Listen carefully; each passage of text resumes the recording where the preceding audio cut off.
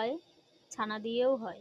তো আমি ব্রেড দিয়ে করছি। এই কাপে 2 কাপ দুধ নিয়েছি, গরম দুধ দিয়ে দেবো, দিয়ে এটাকে ভালো করে ভিজিয়ে মাখিয়ে নেবো। মনে হচ্ছে দুধটা একটু কম হয়েছে, তো আমি এর মধ্যে একটু জল দেবো। এখানে দুধটা বেশি হয়ে গেছে, তা আমি কটা মুড়ি দিচ্ছি গুঁড়ো করে, সাহায্যে ভালো করে মিক্স করে নেবো এরকম ডলে ডলে। 15 গ্রাম মতো মিল্ক পাউডার দিয়েছি, দিয়ে আবার ভালো করে এটাকে সঙ্গে মিক্স করবো। একটু সাদা তেল মাখিয়ে নিচ্ছি, দিয়ে এটাকে গোল গোল করে নেবো, হাতে লেগে যাবে। ছোট সাইজেরই করবো।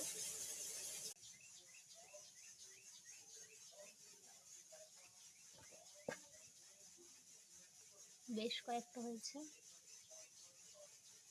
এগুলো গরম তেল করে ভাজতে হবে, ভেজে তারপর চিনি রসে দিতে হবে।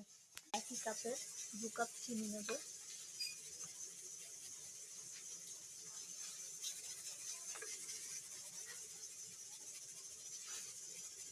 2 কাপ লাগবে না, মনে হয় 1.5 কাপ।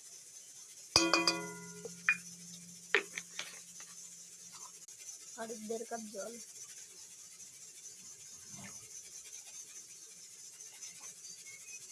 তো এটাকে ভালো করে জাল দিয়ে ঠান্ডা করে এতে দেখা হয়েছে। দেখি 1 2 3 4 5 6 7 8 9 10 11 12 13 13 পিস হয়েছে। 5টা ব্রেড আর 50 গ্রাম মতো মুড়ি। ভালো করে ফুটে গেছে, এটা আরেকটু গাঢ় হবে, তারপর এটা নামাবো। আমি একটা পেয়ারা খেয়ে নিই।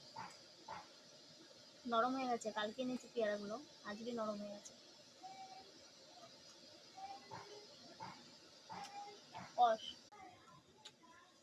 আঠা আঠা ভাব চলে এসছে। নিয়েছি জাল দিয়ে, এবার কড়াইতে সাদা তেল দেব, দিয়ে মিষ্টিগুলোকে ভাজবো। এটা হচ্ছে কড়াইতে অনেকটা পরিমাণে দিয়ে দিয়েছি তেল, এবার এটা একটু গরম হলেই ভাজবো।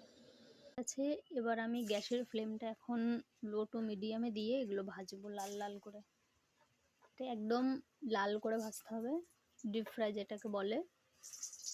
তারপর মিষ্টির রসে চোবানো হবে। এটা ভাজা হয়ে গেছে, আমি মিনিমাম 5 থেকে 7 মিনিট এটাকে ভাজলাম। যা হয়ে গেছে পুরোপুরি, এবার এটাকে আমি তুলে নেব।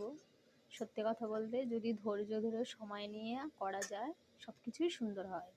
এই ধৈর্যটা রাখতে পারলেই সবাই এই ধরনের জিনিস করতে পারবে ঘরোয়া পদ্ধতিতে। 15 মিনিট ভিজতে দেবো, তারপর 15 মিনিট পরে এসে দেখবো কেমন হয়েছে।